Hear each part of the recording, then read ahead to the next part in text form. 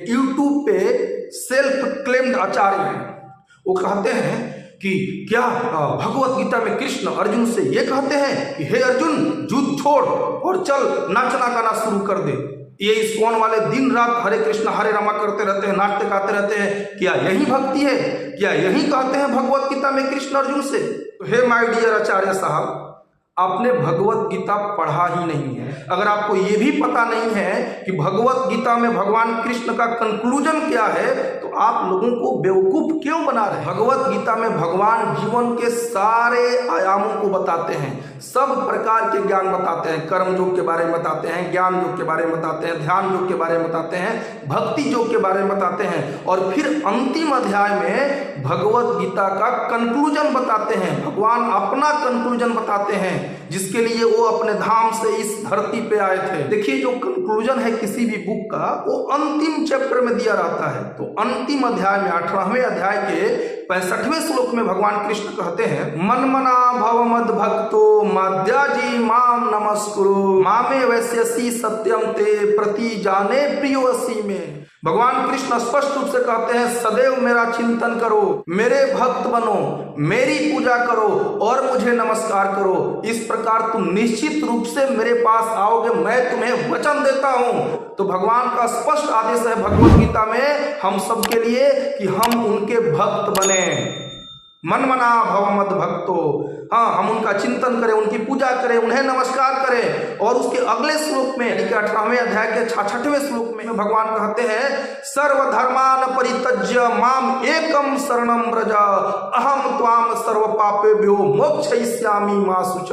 भगवान कहते हैं कि सर्व प्रकार के धर्मों का, जो ये सो कॉल्ड रिलीजन्स हैं, उन सब का परित्याग करो और इकलौती मेरी शरण ग्रहण करो। मैं तुम्हें वचन देता हूं, मैं तुम्हें समस्त प्रकार के पापों से मुक्त कर दूंगा, डरो मत।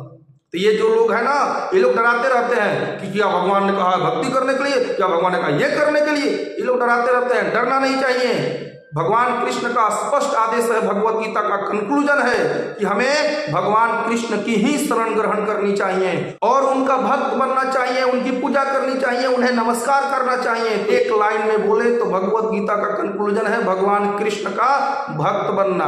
अब खाली ही लेक्चर देकर के, इधर उधर की बातें करके, इधर उधर की बातें वेद उपनिषदों के नाम पे लोगों को बरगला करके आचार्य बन जाने से कुछ नहीं होता।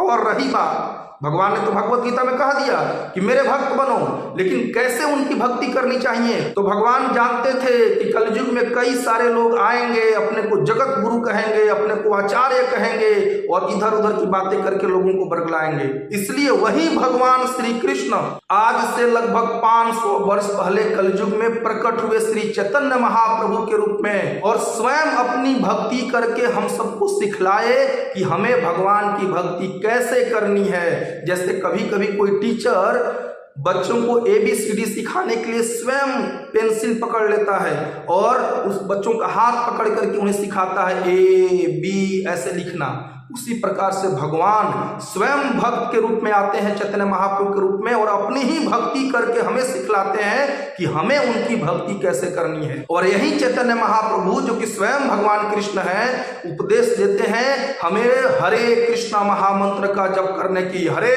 कृष्णा कृष्ण कृष्ण हरे हरे, हरे राम राम राम हरे हरे, हरे राम हरे नाम एव केवलम कलौ नास्तेव नास्तेव नास्तेव गतिरन्यथा। इस कलयुग में, कलयुग के दोषों से उद्धार पाने के लिए एकमात्र तरीका है, एकमात्र तरीका है और केवल एकमात्र तरीका है भगवान के नामों का जप करना। और कैसे जप करना चाहिए, कौन सा मंत्र जप करना चाहिए? तो ये कलि संतरण उपनिषद में स्पष्ट रूप से दिया गया है। ब्रह्मा जी नारद मुनि से कहते हैं, हरे कृष्णा कृष्ण कृष्ण हरे हरे, हरे राम राम राम हरे हरे, इति षोडशक नाम कलि कल्मष नाशनम नातः परतरोपायो सर्व विदेशु दृश्यते।